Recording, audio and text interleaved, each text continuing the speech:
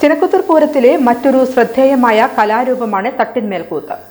ചിനക്കത്തൂർ പൂരത്തിന്റെ മറ്റൊരു ശ്രദ്ധേയമായ കലാരൂപമാണ് തട്ടിന്മേൽക്കൂത്ത്. കഥകളി വേഷം പോലെയുള്ള വേഷവിധാനം ആളുകൾ ചുമക്കുന്ന തട്ടുകളിൽ ഇവർ നിന്ന് പ്രത്യേക തരത്തിൽ കളിക്കുകയാണ് ചെയ്യുക. ചിനക്കത്തൂർ കാവിൽ 4 തട്ടുകളാണ് ഉള്ളത്. 4 കളിക്കാർ, 2 ചെണ്ടക്കാർ, 2 താളക്കാർ എന്നിവരും തട്ടിന്മേൽ ഉണ്ടാവും. തേരിന്റെ ഒപ്പമാണ് പൂരം ദിവസം തട്ടിന്മേൽ കൂത്ത് കാവ് കയറുക. തേരിന് ഇരുവശമായാണ് സ്ഥാനം. ആപ്പേപ്പുറം, ഞാറേപ്പാടം, ഇരിപ്പത്തൊടി, പ്ലാച്ചിക്കാട് തുടങ്ങിയ കുടുംബക്കാരാണ് കാലങ്ങളായി തട്ടിന്മേൽ കൂത്ത് അവതരിപ്പിക്കുക. തട്ടുമക്കൂത്ത്, കുതിര, ഇങ്ങനെ 3 ഭഗവതിക്ക് ആദ്യകാലം മുതൽക്ക് ഇഷ്ടപ്പെട്ട ഇത്. അത് കുതിരയ്ക്ക് പറയട്ടെ, കുതിരയ്ക്ക് 16 കുതിരയാണ്. 16 കുതിരയാണ്. അതിൽ മെയിൻ കുതിരയാണ് പണ്ടാര കുതിര.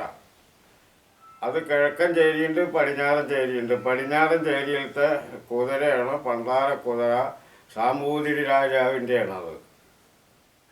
ഇവർക്ക് ചുട്ടി കുത്തുന്നതിനായി അകലൂരിൽ നിന്നാണ് ചുട്ടി കലാകാരന്മാർ വരുന്നത്. ചിനക്കത്തൂർ പൂരത്തോളം പഴക്കമുണ്ട് തട്ടിന്മേൽ കൂത്തിനും. ഇവിടെ 2 തട്ടുണ്ട്. പ്ലാച്ചിൻകാട്ടുകാരുടെയും ഇരിപ്പത്തൊടിക്കാരുടെ 2 തട്ട് പെടുന്നതാണ്. കുട്ടികൾ കളിക്കാൻ ചുട്ടി കുത്തലും ഒക്കെ പെടുന്നതാണ്. അതിനൊരു കുടുംബമുള്ള അകലൂർ, അവരുടെ ആൾക്കാരാണ് വരിക. അല്ലാതെ കഥകളിക്കാരുടെ അല്ല. അപ്പോൾ അങ്ങനെയൊക്കെ വന്നിട്ട് അത് നടത്തി വരുന്നത്.